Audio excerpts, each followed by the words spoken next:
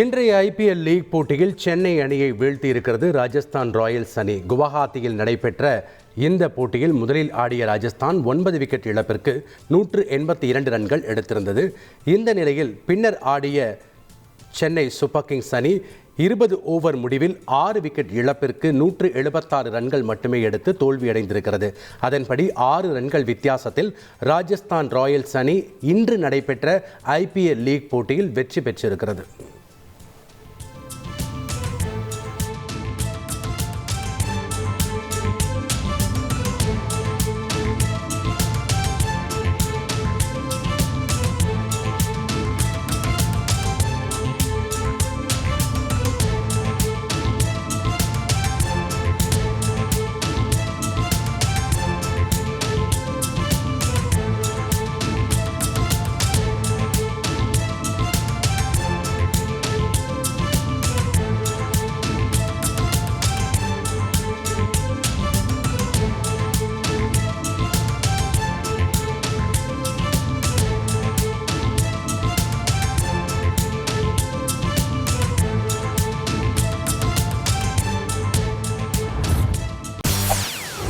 செய்திகளை உடனுக்குடன் தெரிந்து கொள்ள உடனே சப்ஸ்கிரைப் பண்ணுங்க.